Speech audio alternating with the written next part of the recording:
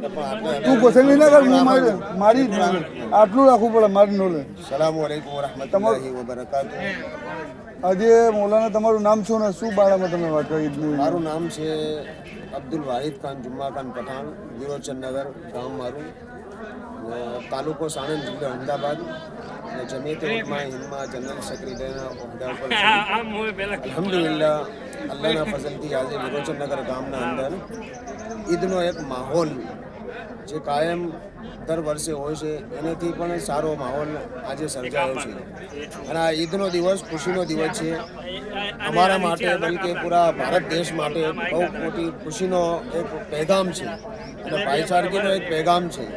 આમાં અમારા વિરોચનનગરના સમાજમાં અમારા સરપંચ શ્રી આરિફ ખાન એમને બહુ ઘણી સુવિધાને પાર પાડવા માટે મહેનત કરી, કોશિશ કરી, અઠવાડિયાથી મહેનતને કોશિશ કરી રહ્યા છે. માશાઅલ્લાહ બહુ મોટી ખિદમતને સેવા અંજામ આપી છે. એના સિવાય અમારા ગામના વડીલો, આગેવાનો અને અમારા નવજવાનોએ ઈદગાહના અંદર બહુ મોટી ખિદમત ને સેવાનું કામ પાર પાડ્યું છે.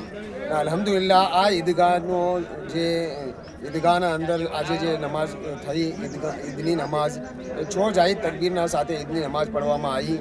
અને આજે મુસલમાન ઈદની ખુશીના અંદર ફિતરાના અદા કરશે. ફિતરાના જેવી રીતે કે 70 રૂપિયા એક માણસ દીઠ, એવી રીતે 150 રૂપિયા માણસ દીઠ અને ફિતરાનો અદા કરશે. એના સાથે ખીર ખુરમાના સાથે સાથે એકબીજાના મોં મીઠા કરીને એકબીજાની ખુશીના અંદર સામેલ થશે.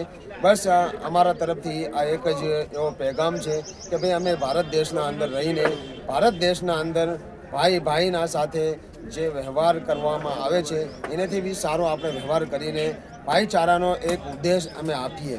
અલ્લાહ તાલા અમને બધાને સારી રીતે જીવન જીવવાની અને ભાઈચારગીના સાથે રહેવાની તૌફીક આપે.